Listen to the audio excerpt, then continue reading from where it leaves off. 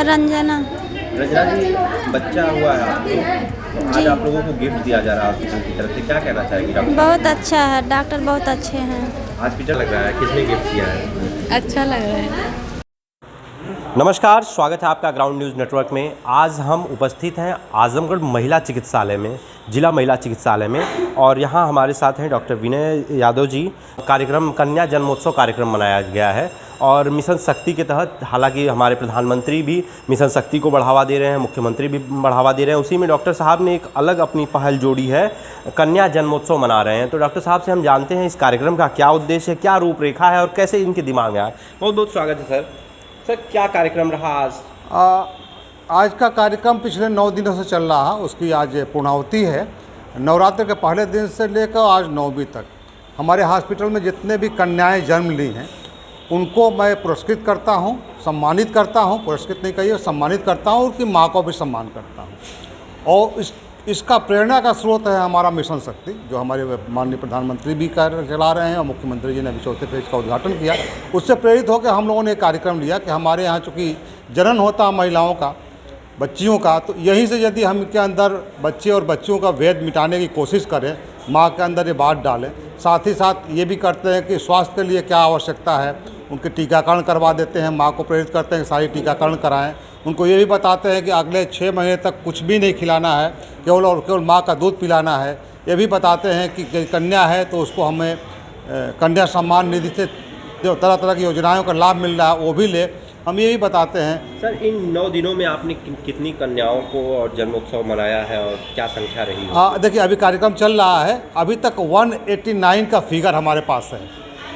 189 लोगों को हमने सम्मानित किया है। तो सर, ये सरकार की पहल है या आपने अपने इच्छा से? सरकार की प्रेरणा से पहल हो गई, चूँकि हम लोग सरकारी आदमी तो हैं, लेकिन ये है कि ये ऐसा कोई कार्यक्रम नहीं था, लेकिन चूँकि सरकार ने एक इंडक्शन दिया था, एक प्रेरणा दिया था, उससे प्रेरित होकर हम लोग हमारा हॉस्पिटल परिवार है, सब लोगों ने मिलजुल के कार्यक्रम किया। सर, अब आजमगढ़ जिला महिला अस्पताल की आपको जिम्मेदारी मिली है, तमाम अनियमितताएं भी देखने को मिलती थी, अब क्या सुधार आपने किया है और क्या सुधार करने की उम्मीद है? फेज वाइज हम सुधार कर रहे हैं। पहला तो हमारा सफाई और रख रखाव जितनी चीज़ें उस पर है।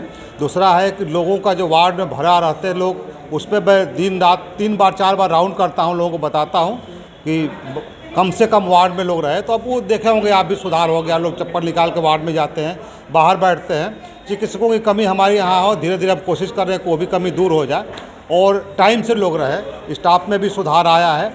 लगातार हमारी कोशिश है कि जो जनता को सुविधा मिलनी चाहिए, जो हमारे पास संसाधन है, भरपूर उसका उपयोग करें और लोगों की जो अपेक्षा है और सरकार की जो मंशा है उसके अनुसार हम काम करते हैं। सर, देखने में आया आप भी लगातार विजिट कर रहे हैं, समय समय पर जाके आप ऑफिस में मतलब कब मिलते हैं, वार्डों में जाके, तो इसका क्या पर्पज़ रहा है?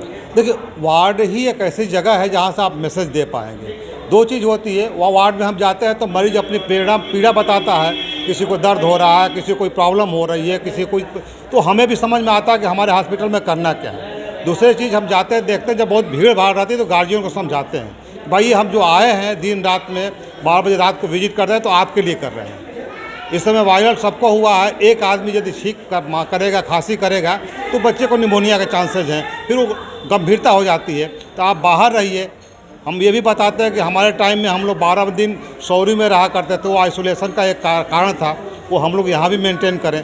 तो धीरे धीरे उसका फल दिख रहा है, लोग बाहर बैठते हैं और बाहर बैठने की जो सुविधा थी, पंखे वंखे हमने ठीक कर दिया, साफ़ सफाई कर दिया, जो भी चीज़ें उनको चाहिए था हमने पीने का पानी की व्यवस्था कर दी, वो कर दिया। शुरुआती समय के होते हैं, शुरुआती समय में ध्यान देने की सबसे ज़्यादा जो बात होती है कि as early as possible mother feed कराए, माँ को दूध पिलाए। वो कवच कुंडल है, दुनिया में उससे बढ़िया कोई चीज़ बनी नहीं है जो आपको बच्चे को इम्यूनिटी देते। जितना जल्दी हो सके दूध पिलाए और मैक्सिमम दूध पिलाए। 72 घंटे के अंदर यदि दूध नहीं पिलाती है तो एक बड़ी चीज़ को लैग करती है। हमारा पहला फोकस है कि हम breastfeeding as early as possible शुरू कराएं। सर, कुछ डॉक्टरों की भी कमी है और जब अमूमन लोग सदर हॉस्पिटल में आना नहीं चाहते हैं, गरीब तबका ही आता है, तो इस पर आप किस तरह से सुधार कर रहे हैं? हमारे हॉस्पिटल में देखिए इस समय 78 पेशेंट हैं, तो पेशेंट तो यहीं से आए हैं।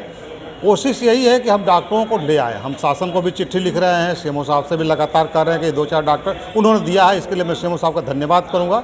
उन्होंने मुझे एक ईएमओ एक गायनेकोलॉजी से अपने सेटअप से दिया है, तो सुधार आएगा। धीरे धीरे हम कोशिश कर रहे हैं और सुधार आएगा। धन्यवाद सर, हमसे बात की। तो जैसा कि आपने देखा, डॉक्टर साहब ने बताया कि हम सुधार भी कर रहे हैं और कन्या जन्मोत्सव से हम बेटी बचाओ बेटी पढ़ाओ के मिशन को भी आगे कर रहे हैं और तमाम इसी तरह की पहल डॉक्टर साहब के द्वारा किया जा रहा है और आने वाले समय में महिला हॉस्पिटल में और बेहतरी देखने को मिलेगी।